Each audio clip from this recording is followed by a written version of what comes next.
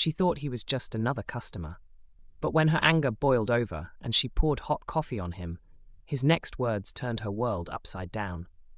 The breakfast rush at Rita's Cafe in Springfield, Illinois, was in full swing. The hum of conversations mixed with the clatter of plates and the hiss of the coffee machine. It was a scene of organized chaos, a symphony of busy mornings. Lena, a 26-year-old waitress, darted between tables, her hair pulled into a loose braid that threatened to unravel with every hurried step. She was exhausted. Her shift had started before sunrise, and the sting of yet another rude customer was still fresh in her mind. She plopped a tray onto the counter, muttering under her breath as the cook slid another plate of pancakes toward her. "Table 8, he said, not bothering to look up. His voice was gruff, impatient. Lena rolled her eyes, grabbed the plate, and moved toward the table. At table 4, a man in his late 40s sat patiently, sipping water and scanning the menu. He wore a crisp navy suit, and his posture was calm, though there was an air about him that commanded respect. His name was Nathan, but to the staff, he was just another customer. Quiet but observant, he had a demeanor that was hard to place. When Lena approached, he smiled politely and placed his order for scrambled eggs, toast, and black coffee. She nodded curtly and left to put the order in. When she returned a few minutes later, she dropped the plate on the table with a little too much force. Nathan glanced down and noticed the eggs were fried, not scrambled. Calmly, he raised his hand. "Excuse me, miss. I believe there's been a mistake. I asked for scrambled eggs." Lena froze. Her shift was a train wreck, and her patience had long run out. She felt the eyes of other diners on her, as if the entire room was waiting to see how she'd respond. Her face burned with frustration, but she forced a tight smile. "I'll fix it." As she turned to walk away, the tension in her chest tightened. Fixing it meant more work, and more work meant more time stuck in a place she hated.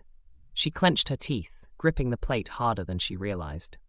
Something else was bubbling beneath the surface, something much harder to control. Lena stormed into the kitchen, slamming the plate onto the counter. "Scrambled eggs for table 4, she barked, her voice sharper than she intended. The cook raised an eyebrow but didn't say a word, his hands already moving to crack fresh eggs into the sizzling pan. She crossed her arms and tapped her foot, the noise grating against the hum of the kitchen. Her mind was a swirl of frustration. The last table had left a terrible tip, and she was already dreading the double shift she had agreed to cover.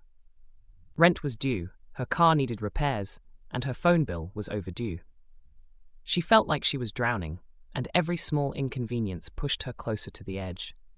Through the order window, she caught sight of Nathan sitting calmly at his table. He didn't look annoyed or impatient. In fact, he was reading something on his phone, oblivious to the chaos around him. That calmness irritated Lena even more. How could someone sit there so relaxed while she was breaking her back? The cook slid the new plate of eggs onto the counter, and Lena snatched it up, plastering a fake smile on her face as she returned to Nathan's table. "Here are your scrambled eggs," she said in a clipped tone, setting the plate down. Nathan looked up at her and nodded politely.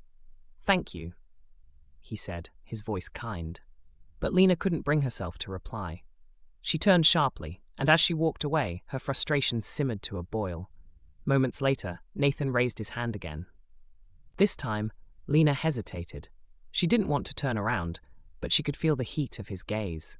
When she finally approached, he said, "I hate to bother you again, but the coffee is lukewarm. Could I get a fresh cup?" Her heart pounded in her chest. It wasn't his request that set her off. It was everything else. The bad tips, the rude customers, the endless hours. His polite tone only added fuel to the fire. Her grip tightened on the coffee pot in her hand, her vision narrowing as she leaned in, trying to keep control.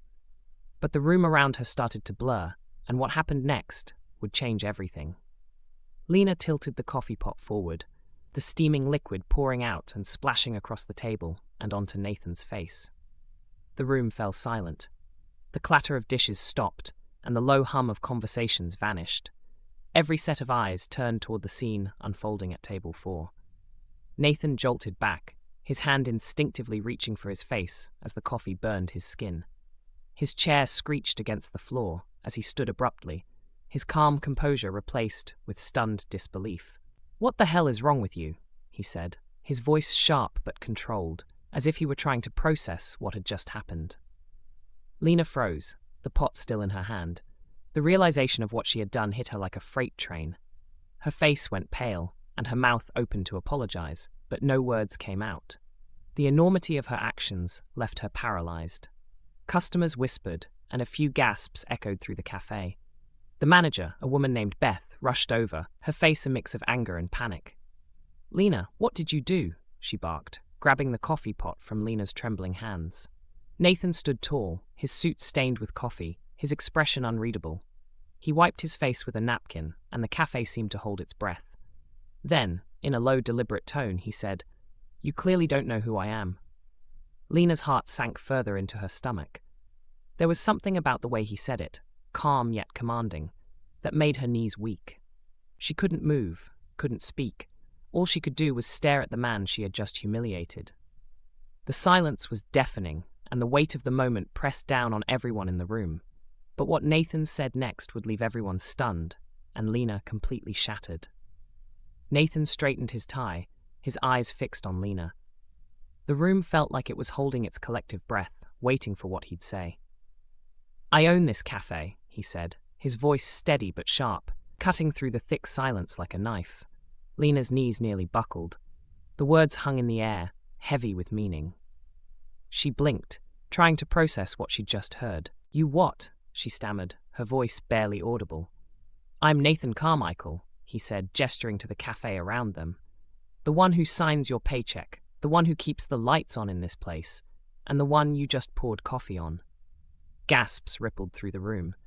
Customers exchanged wide-eyed glances, and the other waitstaff stood frozen in place, unsure of what to do. Beth looked as though she wanted to crawl under a table. Lena's mouth opened, but no sound came out. Her thoughts raced, but they all collided into one overwhelming realization. She had just poured coffee on her boss. She felt the weight of every choice she had made that morning, every frustration she had let build, crashing down on her. I didn't know," she stammered, tears welling in her eyes. "I'm so sorry. I didn't mean to." Nathan raised a hand, silencing her. "You didn't know," he repeated, his tone measured but firm. "And that's supposed to make this okay?" Lena wanted to disappear. The enormity of her mistake was unbearable. But Nathan wasn't finished. He turned to Beth, his expression unreadable. "Get her out of here," he said quietly. Beth hesitated, her face pale. "Nathan, maybe we should." "Now," Nathan said, his voice firm. Beth nodded, motioning for Lena to follow her toward the back. Lena stumbled, her legs like jelly, as she made her way to the staff area. The room buzzed with low murmurs as she disappeared, leaving Nathan standing there, his suit still damp, his face unreadable. But Nathan's calm exterior masked something deeper, an internal battle raging beneath the surface. What he decided to do next would leave everyone questioning what it truly means to lead with dignity. In the cramped break room, Lena sat with her head in her hands, the enormity of her mistake crushing her from all sides. Beth stood awkwardly by the door, unsure of what to say. The muffled sounds of the cafe, customers murmuring, the clinking of silverware seeped in through the walls. Lena felt like the entire world was outside, talking about her. "Lena, Beth began, but her voice trailed off. She wasn't sure what to say. Finally, she muttered, "You messed up. Bad." Tears streamed down Lena's face as she choked out, "I didn't mean to. I lost it." Beth shook her head. "That doesn't matter now. You poured hot coffee on the owner of the cafe. I don't know how you come back from that." Meanwhile, out in the dining room, Nathan stood near the counter, dabbing at his stained shirt with a damp towel. The other waitstaff hovered nearby, their eyes filled with a mix of concern and fear.